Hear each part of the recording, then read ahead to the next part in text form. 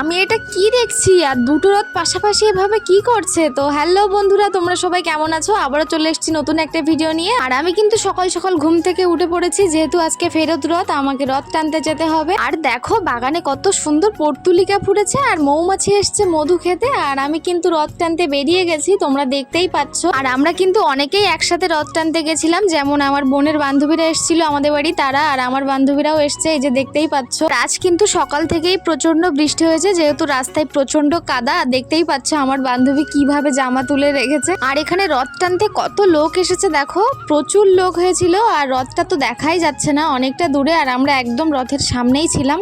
তারপরে কিন্তু আমার এখানে ছোট ছোট সাবস্ক্রাইবারদের সাথে দেখা হয়ে গেছিল। ওরা বলছিল যে দিদি ভিডিও করছো না, তা আমার কিন্তু ভিডিও করতে মনেই ছিল না, ওরাই মনে করে দিল, তাই একটু ভিডিও করছিলাম। এখানে কিন্তু সবাই খুব নাচ গান করছিল, খুবই মজা লাগছিল, তোমরা দেখতেই পাচ্ছ।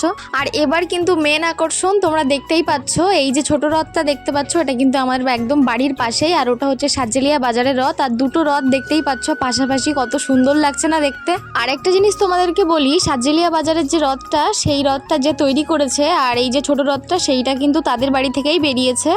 তারপরে কিন্তু বড় রথকে টাটা করে আমি কিন্তু আমাদের বাড়ির পাশ থেকে যে রথটা বেরিয়েছিল সেই রথে কিন্তু চলে এসেছি, তোমরা দেখতেই পাচ্ছ। এই যে দেখো, আর এখানেও কিন্তু সবাই খুব আনন্দ করছিল। আর এই যে দেখো, এই রথটাই কিন্তু আমার দাদাও আছে, এই যে দেখতেই পাচ্ছ তোমরা। আর এই রথটাই কিন্তু আমার একদম বাড়ির পাশে থেকেই বেরিয়েছে, যেহেতু এখানে সবাই আমার প্রায় পাড়া প্রতিবেশী হবে। আর এই যে দেখো শিল্পী কুইন তোমাদেরকে একটু টাটা করে দিল। আর এই যে দেখো টাটা করছে, এই দিদিদের বাড়ি থেকে কিন্তু রথটা বেরিয়েছে, তোমরা দেখতেই পাচ্ছ। তো ভিডিওটা এই পর্যন্ত, ভালো লাগলে অবশ্যই চ্যানেলটি সাবস্ক্রাইব করে আমার পাশে থাকবেন। আরো নতুন নতুন ভিডিও দেখতে হলে আজকের মতো সবাইকে টাটা।